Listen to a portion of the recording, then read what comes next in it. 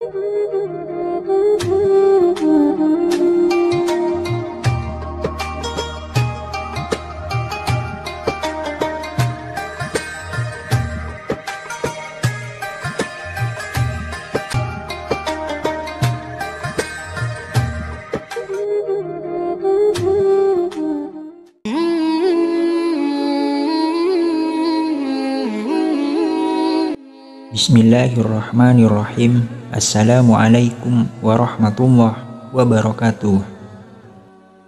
Syukur alhamdulillah kita bisa berjumpa lagi di channel ini.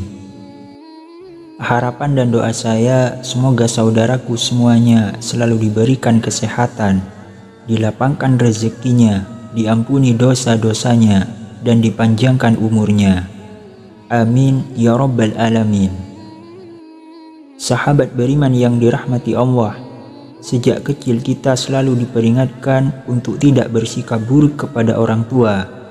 Jangan sampai kita menjadi anak durhaka yang suka membangkang dan menyakiti hati orang tua.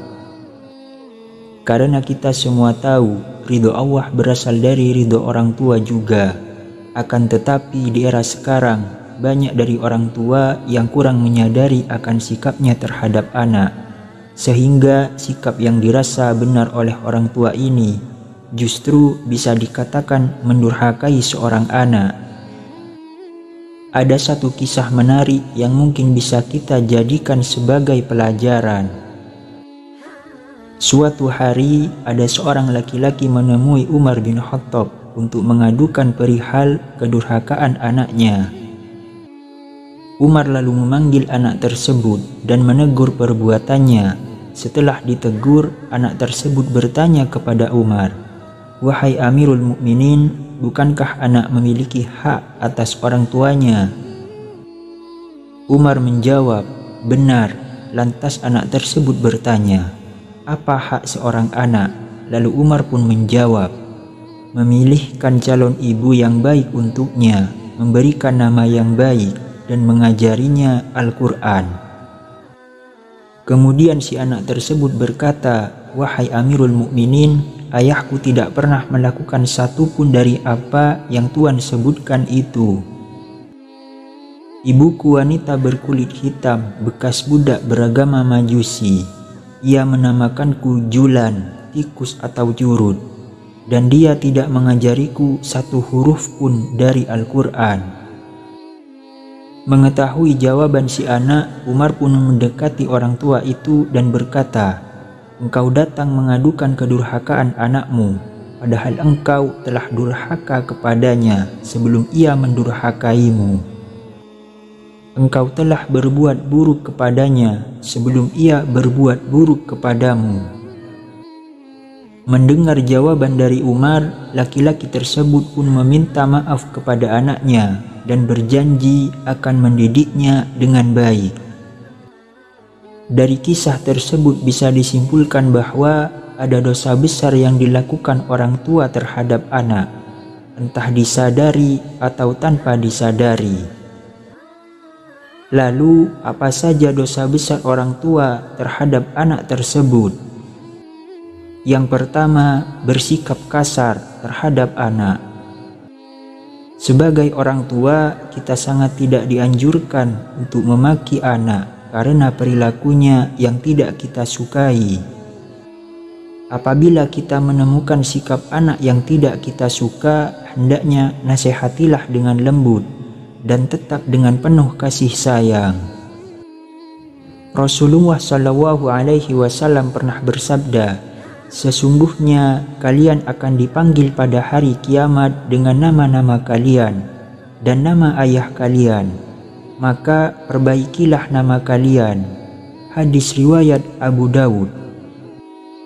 Oleh sebab itu, marah atau memaki anak sangatlah tidak dianjurkan, apalagi sampai memaki anak dengan memanggil nama yang tidak sesuai dengan nama si anak. Yang kedua, pilih kasih kepada anak. Orang tua yang memiliki anak lebih dari satu sangat tidak dianjurkan pilih kasih atau bahkan memberi lebih kepada anak kesayangan dibanding dengan anaknya yang lain. sehingga yang terjadi adalah ada anak lain yang merasa terabaikan. Sikap pilih kasih orang tua kepada anak bisa memicu putusnya tali silaturahmi antar sesama anak dan bisa menyebabkan kecemburuan sosial di antara anak-anak yang lain. Dalam hadis sahih yang diriwayatkan oleh Imam Muslim pernah dijelaskan bahwa Nu'man bin Bashir pernah bercerita, "Ayahku menginfakkan sebagian hartanya untukku."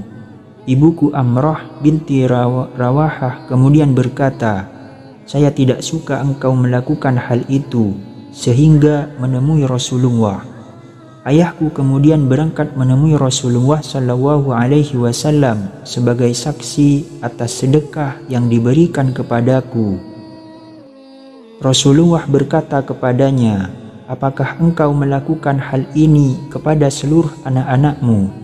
Ia berkata, "Tidak." Rasulullah Shallallahu Alaihi Wasallam berkata, "Bertakwalah kepada Allah dan berlaku adillah kepada anak-anakmu." Ayahku kemudian kembali dan menarik lagi sedekah itu. Hadis riwayat Muslim. Dari hadis tersebut bisa disimpulkan bahwa kita sebagai orang tua sangat dianjurkan untuk berlaku adil kepada setiap anak menurut kebutuhannya masing-masing.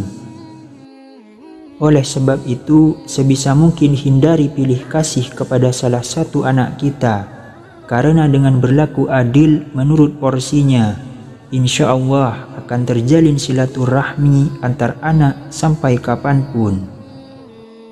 Yang ketiga, membanding-bandingkan anak. Kebiasaan orang tua yang membanding-bandingkan anak akan menimbulkan perasaan rendah diri pada anak yang lain.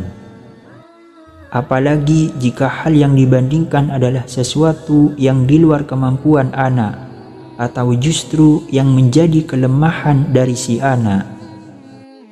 Hal ini akan mempengaruhi pikiran juga perasaan dari anak ke orang tua. Contoh mudah yang bisa kita lihat atau bahkan sering kita lakukan sendiri adalah membandingkan nilai pelajaran anak dengan temannya yang memiliki nilai jauh lebih tinggi. Padahal kita semua tahu belum tentu setiap anak mempunyai kemampuan yang sama.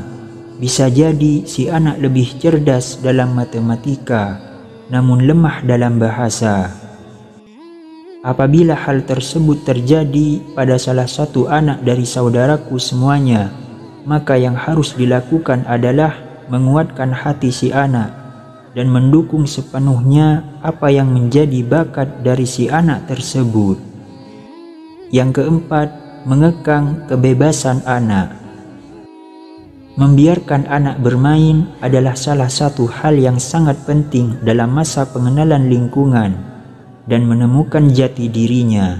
Yang terpenting adalah tetap harus diberikan arahan mana yang baik dan mana yang kurang baik. Akan tetapi, tak jarang kita sebagai orang tua justru malah mengekang kebebasan anak dalam bergaul dan bermain dengan teman yang diinginkan. Karena kita semua tahu tujuan mengekang atau tidak memberikan kebebasan bermain supaya anak tidak terjerumus ke pergaulan yang salah.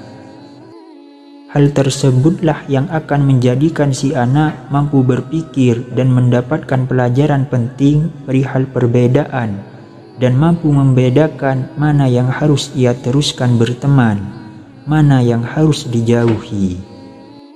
Oleh sebab itu, hindari kekhawatiran yang berlebih terhadap anak. Yang terpenting adalah keterbukaan anak dengan orang tua harus tetap terjaga. Tujuannya supaya si anak akan lebih nyaman bercerita kepada orang tua apabila ada suatu masalah yang belum bisa diselesaikan. Disinilah kesempatan kita sebagai orang tua untuk mengarahkan dan memberikan pengetahuan kepada anak mengenai baik dan buruknya akan suatu hal. Yang kelima, mendoakan keburukan kepada anak.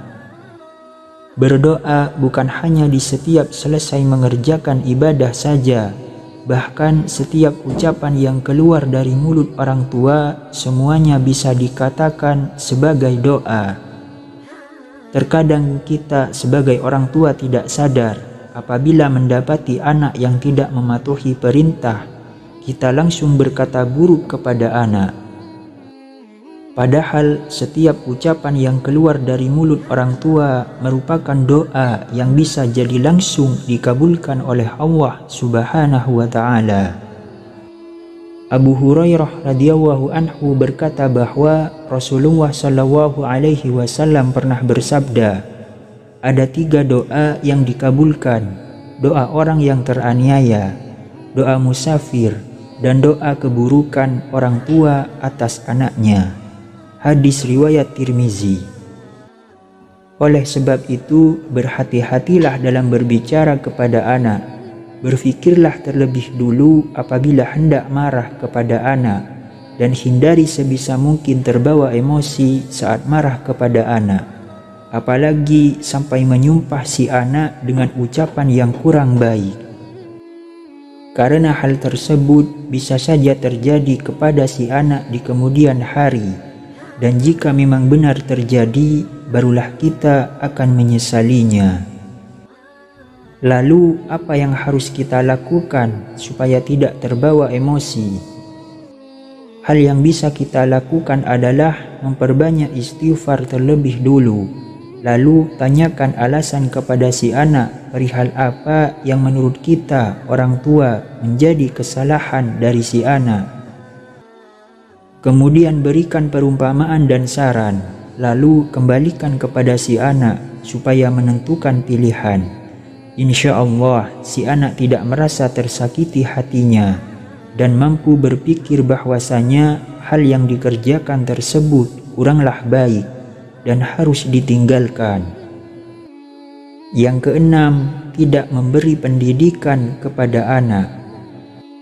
Yang dimaksud pendidikan dalam hal ini bukanlah sekedar pendidikan sekolah saja, akan tetapi juga menyangkut berbagai macam aspek kehidupan.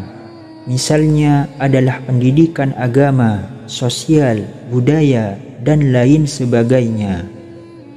Setiap orang tua wajib memberikan pembekalan keterampilan kepada setiap anak-anaknya, sehingga keterampilan tersebut bisa menghantarkan anak untuk menemukan jati diri perihal menemukan kehidupan yang bahagia dunia maupun akhirat.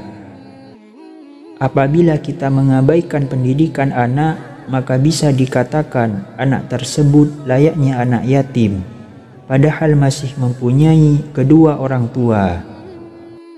Ada syair Arab yang mengatakan, anak yatim itu bukanlah anak yang telah ditinggal orang tuanya dan meninggalkan anak-anaknya dalam keadaan hina.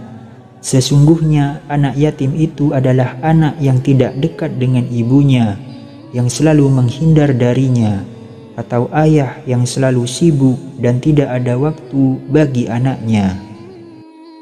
Kalau kita menyimpulkan, syair tersebut ingin menyampaikan bahwa perhatian adalah kunci penting dalam mendidik anak supaya sukses di dunia dan akhirat.